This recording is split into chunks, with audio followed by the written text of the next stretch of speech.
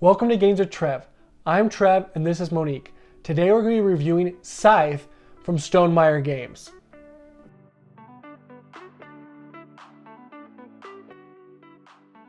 Scythe is set in the 1920s in Europa after the Great War. And basically what you're trying to do is build your civilization to be the richest and the strongest in power. And you do this by building structures, deploying mechs, and of course, farming. We just got this game for last Christmas and we have played it and it's so much fun. The game is played out in the following. Basically, each player has their own faction and each faction has a special little basically buff to kind of make it a little easier for them. But each faction is different, so it's kind of fun to watch how certain people can cross rivers where other people can basically fight more. Basically what you're trying to do is each turn you're going to be moving a little pawn on this board and you're going to select actions you want to do. And you'll basically move your pawn onto the action you want to do, and you'll basically either do the top, bottom, or both actions. Most actions you have to pay for with coins or fate or popularity or military strength. And the actions are super simple. It's produce, move, It's just like your basic... basically just like your basic actions. What makes Scythe super fun is basically the board. The board actually makes it way awesome. The way that it's configured and the way that you have to get around and plan out your moves, because you can only move each person one spot at a time. So it's going to take you 4 or 5 turns to get across the board. But there's cool things called mines that let you jump between these little squares because there's tunnels underneath this land. And it's super fun to be able to do that and map out your area to be able to do it. This game is kind of area control like. I wouldn't say it's an area control game though. Yeah. It's definitely more of like a resource management game, which means you have all these resources and you want to basically collect them and make sure to take care of them because people can come battle you and steal your resources. And that's where the battle aspect comes in. Basically, if you end your turn with someone else in the same square, you battle them. And battling is super cool. You have these little dials and each player has one that's in the battle, and you're basically going to wager or give up military strength that you have. And you can add up extra combat cards to make your strength better. But then you're going to show each other after deciding, and whoever has the highest one wins, but everyone still loses the military strength on that they put on the wheel, which is super cool because it's not just like the winner loses it, it's both players, which I think it makes it way more equal. Mm-hmm. And I think this is like really gives you a taste of kind of like what Scythe is like. No two like mechanisms are the same. Like there's so many different mechanisms going on, but they all work together so nicely that you don't really, it just feels like one big game. We've played other games where there's all these things going on. It feels like you're playing 3 or 4 games, and I think that's one of the strengths of Scythe is even though there's a lot going on, like your military power and your farming and all this stuff, it is one cohesive game. Mm-hmm. The other part about it is because there is so much going on, it is a long game. I'll be honest. But I like playing long games, so it's not a big deal to me, but I know that for other people, it's going to be a big deal. So just know, if you're going to play Scythe, you're looking at least an hour and a half. At least. Yeah. But then again, I feel like as you get better with the game and as everyone knows the game, it will go faster, but still, it still is going to be pretty lengthy. Yeah, which brings us to like the player count of the game. We played the game at 4 players. I thought it was phenomenal at 4 players. It was perfect. I would never play it at 2, just because you could be on opposite sides of the board and never interact, and it would just, I don't know. I just wouldn't want to play such a long game with 2 players, and I just don't feel like the flow would be good. 3 might be okay, but 4 I think is optimal. 5 is good. I feel like 5 would be great. Yeah, the player count really goes into it because part of the actions you can do is the people on your left and right can get bonuses if they sit next to you. So at a 3-player game, everyone gets the bonus every time, where I like the fact that sometimes some people just don't get it. Yeah. And it just sucks because you're not next to their nation, but you wish you were. Mm-hmm. I think also like with the area control portion of the game, even though it isn't, I don't feel like it's super area control-y. I feel like having 4 players at least on the board really makes the game. Yeah, because that's you're true. going to have to fight. You're going to have to move into other people's hexes. So it just brings the game to the level that it's supposed to be, I feel like. Mm-hmm. Now, for ending the game, this really took me by surprise playing the first time because I was so confused. I was like, okay, do I got to do this? Do I do this? But basically, if you put all 6 of your stars out, the game ends. Immediately. But that does not mean you're going to win. Basically, you can lay a star out if you've built all your buildings, you've deployed all your mechs, you have all your workers out, you've won a battle, or like a variety of different things.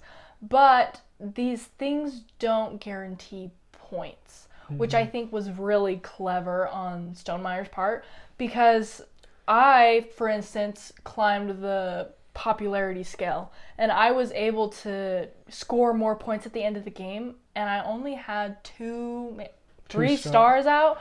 Yeah. And it really didn't matter. I scored about the same as everybody else. Yeah, she scored just as much. I lost the game and I had 5 stars out. Yeah. But it's because I was in a lower popularity like bracket.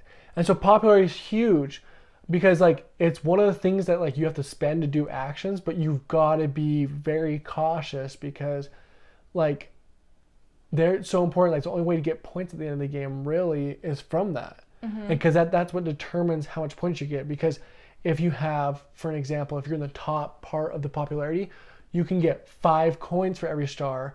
Whereas when I was in my popularity, I only got 4. So I just lost out on 4 points that I could have that would have put me ahead of you, honestly. Yeah. And granted, like, the way we're making it sound like is like all you want to do is climb the popularity scale. But it's not like that at all. Mm-hmm. Because you can't do any of that until you've deployed mechs or like built buildings. And it's not really at like the center of your focus. And if you haven't done any of those things, you're not going to score points. Yeah, because you can't get your stars out until you do stuff, and doing stuff, you're going to lose popularity. Mm-hmm. And so it's going to go up and down throughout the whole game, but you want to make sure that you're slowly rising because it's going to matter, because all of a sudden the game could just be over as soon as anyone lays their 6 star, because you don't even get another round, it's just done. Yeah, but I feel like with that aspect, it balances the game out. Mm-hmm. Because someone could be ahead by laying their stars, but someone else could be working on something else and win the game without having that many stars out, which I think just equalizes the playing field for each player. That's true. Another cool aspect about the game is in the middle of the board, there's basically a no man's land that you can't build on, but if you're there, you'll still fight. But it's cool because you get another action by going there, another opportunity. And those actions are actually, like, they're not like incredibly strong, but they're so vital. They're so helpful. They're so helpful to be able to do stuff. Because, like, your turn is so confined. You're so stuck with this one thing you got to do because you got to travel, like, maybe 6 hexes, and you could only move your person one time that turn. And so it's going to take a variety of turns to be able to do the thing you want to do. It's true. But it's super fun, and, like, it does feel like a long game. But like we were talking about is like the turns aren't long. Like they can get lengthy at times, but they're never more than like 1 or 2 minutes per person. And you're always like, at least I was always looking at the board being like, okay, what am I going to do next? Mm-hmm. What are my options here? And I would weigh them out as other people would play to see what would be my best next move. How can I maximize this small action that I can take? Yeah, it's true. You're thinking so much that they're like, it's your turn. And you're like, oh my goodness. Yeah. I'm like not even done thinking about this. And you just have to go. So true. The artwork is super fun. It's cool. It is so cool. It's kind of dreary, kind of a little strange. But like to watch like these mechs in this world that's like post, like basically essentially World War I. It's so cool and it's really awesome. Trevin was talking to me about it yesterday, and he was like, this game gave me hope for games in the world. We've just been playing a couple of new games, and it was just kind of like, oh, like, it was good, but they threw everything at the wall, like the whole kitchen sink to be able to make this game. And it was so like, true. Whoa, slow down. But this game, they threw the whole kitchen sink, but it landed in its correct spot. Like, I was ready to wash my hands. Like, it was awesome. It was so great. Like, the game had all these different ideas and mechanisms, but they all worked flawlessly together. Like, it was very thought out and very thorough. The rule book is great. It's laid out really awesome, I'll be honest. It's really easy to find stuff. What else?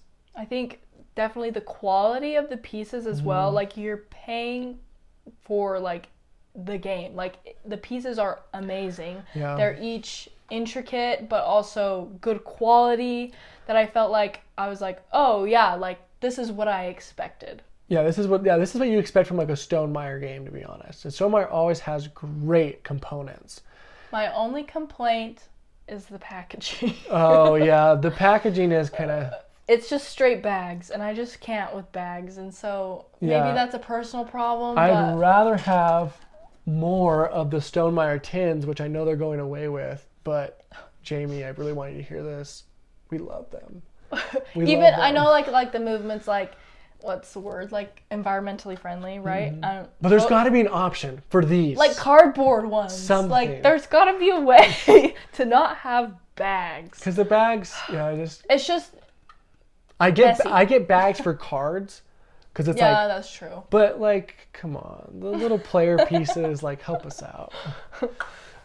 But I think that's my only really complaint about it. Yeah. Other than, actually, no, I was gonna say it's difficult to learn, but it's really not. It's not bad. There are great videos out there. I wouldn't jump straight into it. If you've never played a board game, don't do this. that to yourself.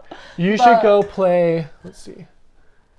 Before you play this game, you've got to go play A Villainous. My suggestion is just regular Disney. True. Because it's kind of got that feel to it a little bit. A little bit. I would also go play... What's an area control game that's great? Like Small World?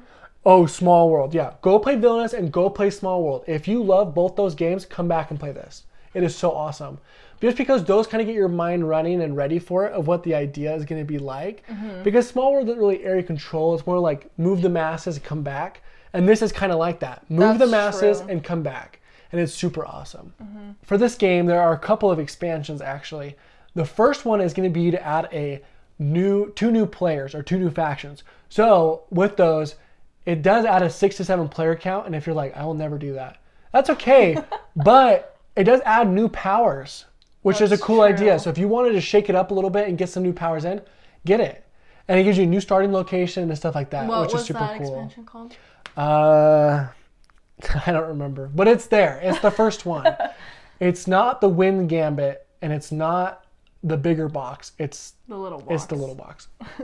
Then the next one is called the Wind Gambit. That one brings in spaceships.